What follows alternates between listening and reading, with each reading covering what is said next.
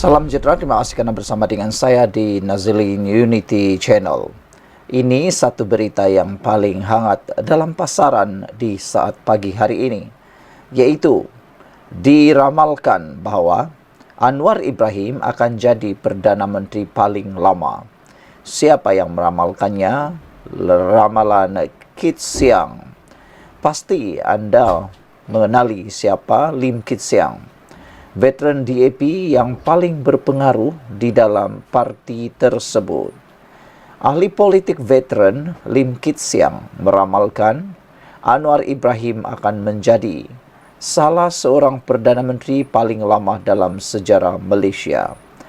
Yang menyedihkan ialah di Malaysia ini ada beberapa orang Perdana Menteri menjadi Perdana Menteri paling pendek masa dan tempohnya di Malaysia.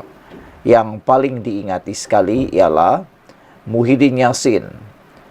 Ada netizen yang mengatakan bahawa tindakan Muhyiddin Yassin mendapatkan tampuk kepimpinan Perdana Menteri melalui cara yang tidak diingini ataupun tidak diiktiraf oleh rakyat, iaitu melalui langkah Sheraton atau langkah tebuk atap, membuatkan beliau menerima padah apabila menjadi Perdana Menteri yang pertama dipecat, dengan kata lain meletakkan jawatan kerana kehilangan sokongan selain daripada Tun Mahathir.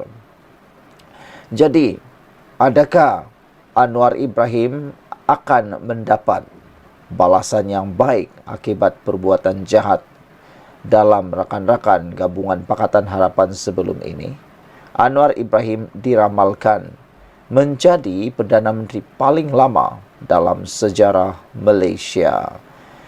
Perdana Menteri paling lama setakat ini di Malaysia ialah Tun Mahathir Mohamad sebagai Perdana Menteri selama 22 tahun campur 22 bulan. Saudara-saudara sekalian, Lim Kit Siang mengatakan bahawa pentadbiran Anwar kini lebih lama berbanding 3 Perdana Menteri terdahulu, iaitu Ismail Sabri Yaakob, Muhyiddin Yassin dan Mahathir Mohamad untuk kali yang kedua. Namun Anwar bukan sahaja telah berkhidmat lebih lama daripada 5 Perdana Menteri dalam 6 tahun yang lalu, dia sedang menuju untuk menjadi salah satu Perdana Menteri terpanjang dalam sejarah Malaysia, katanya lagi. Bekas pemimpin kanan DAP itu berkata demikian dalam majlis sebuah persatuan keturunan Cina di Batu Pahat, Johor semalam. Teks ucapan itu dikongsi dengan pihak media hari ini. Lim Kit Siang bagaimanapun mengingatkan bahawa Anwar akan berdepan ujian getir bagi membuktikan petikan yang sering diulang dalam ucapan berkaitan keterangkuman. Petikan itu ialah Wu Men Do Si Yi Jai Ren. Kita semua satu keluarga, dan Melayu anak saya, Cina anak saya, India anak saya, Kadazan anak saya, Dayak anak saya. Katanya, jika Malaysia ingin bangkit semula dan menjadi negara hebat, kita mesti kembali kepada perlembagaan dan rukun negara yang menekankan kemajmukan masyarakat dan pentingnya kesatuan dalam kepelbagaian. Malaysia hampir dikenali di seluruh dunia sebagai negara kleptokratik. Kita mahu terkenal di dunia kerana kesatuan dan keharmonian pelbagai kaum dan budaya serta kejayaan yang dapat kita capai daripada kesatuan dan harmoni tersebut, katanya lagi. Lim Kit Siang mengingatkan bahawa Malaysia adalah rumah kepada Islam, Konfusianisme, Buddhisme, Hindu, Kristian, Taoisme dan Sikhisme. Kita boleh dan mesti menyumbang kepada fasa baru kemanusiaan. Semua lelaki dan wanita membangunkan bukan sahaja pemikiran kebangsaan tetapi juga pemikiran global. Kita boleh memulakan dengan sederhana dengan mempromosikan dialog dan harmoni tamadun global, katanya. Sementara itu, mengulas kemenangan Barisan Nasional, BN, Sekutu Pakatan Harapan PH dalam pilihan raya mahkota Sabtu lalu, Lim berkata ia menunjukkan rakyat Malaysia mahukan kestabilan. Ia juga katanya menunjukkan berakhirnya gelombang hijau yang ekstremisme, kebencian, pembohongan, maklumat salah dan disinformasi menguasai keadaan. Saudara, itu adalah laporan yang paling mendapat perhatian, paling mendapat tempat di hati para penyokong, para peminat politik hari ini, yaitu Lim Kit Siang, seorang veteran DAP, veteran politik Malaysia, telah meramalkan bahawa Anwar Ibrahim akan jadi antara Perdana Menteri paling lama. Makna kata, ini berita paling buruk sekali untuk Perikatan Nasional kerana mereka tidak ada peluang untuk menjadi Perdana Menteri lagi. Sekian dulu untuk kali ini. Tinggalkan komen anda. Salam sejahtera. Terima kasih kerana bersama dengan saya di Nazilin Unity Channel. Dalam dunia politik sekarang, yang paling hangat ialah tentang Akmal Saleh dan sikap beliau. Beliau seakan-akan sudah lupa bahawa Barisan Nasional UMNO masih dalam proses pemulihan. Beliau seakan-akan terhanyut oleh kemenangan PRK di Dun Mahkota. Baru sekali dua menang bergaya, dia seakan-akan lupa bahawa kemenangan itu bukan hanya kerana kekuatan UMNO. Dia sangka majoriti 20,000 itu adalah kerana kekuatan UMNO Barisan Nasional sendiri. Kadang-kadang penganalisis politik dan juga pengulas politik hairan sikap Akmal Saleh yang masih lagi angkuh dan sombong sehingga masih bersikap seakan-akan pembangkang dalam kerajaan. Akmal Saleh adalah Ketua Pemuda UMNO. Beliau sepatutnya membawa teladan dalam kerajaan perpaduan ini, bukan membawa politik kebencian. Tapi sikap Akmal Saleh masih berterusan, seakan-akan membawa politik kebencian terhadap DAP dan juga Pakatan Harapan. Bayangkan saja, selepas kemenangan dalam PRK Mahkota, Akmal Saleh baru beberapa jam menang dalam PRK Mahkota, telah pun mengeluarkan kenyataan yang agak luar biasa berani. Apabila beliau kata tiada keperluan kerajaan perpaduan di Johor. Kalau ia pun mahu perkara itu berlaku, apa yang penting ialah Akmal Saleh tidak menyinggung perasaan Pakatan Harapan, khususnya DAP. Memanglah DAP tidak sehaluan dengan UMNO sejak sekian lama. Tapi harus diingat, DAP ialah parti yang ada dalam kerajaan. UMNO Barisan Nasional pun harus bersyukur kerana telah diterima menjadi sebahagian daripada kerajaan. Ramai pengulas politik menyatakan bahawa silap-silap hari bulan, kalau UMNO dan Barisan Nasional tidak ditakdirkan dan tidak dijemput menjadi pihak kerajaan, silap-silap hari bulan UMNO BN dalam keadaan yang tidak tahu haluan apa-apa lagi. Akmal Saleh patutnya bersyukur, patutnya menghargai apa yang sedang dinikmati oleh UMNO Barisan Nasional.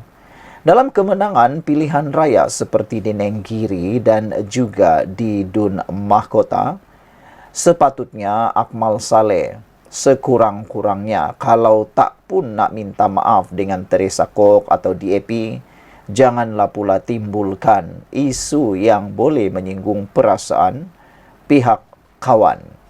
Harus Akmal Saleh ingat, DAP sekarang walaupun tidak sehaluan dengan UMNO tapi boleh kata mereka sekawan. Ini tidak.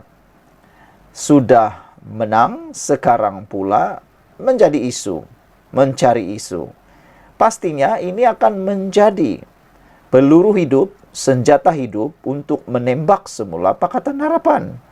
Perikatan Nasional pasti, walaun Saibut Trupa Perikatan Nasional pasti gembira dengan apa yang berlaku dalam kemelut dalaman antara Akmal Saleh dan para pemimpin DAP. Akmal As-Saleh harus sedar, Perikatan Nasional Pembangkang sedang mencari isu. Mesti mereka menggunakan isu apa yang berlaku sekarang ini untuk spin semula kemenangan. Mereka pasti menyalahkan para pengundi di Dun Mahkota dan menyedarkan, cuba mengapikan para pengundi di Dun Mahkota supaya menyesal mengundi UMNO, kerana mereka pasti akan cakap, itulah kamu undi, sekarang baru menang, belum 1 tahun. Jangankan setahun, belum seminggu.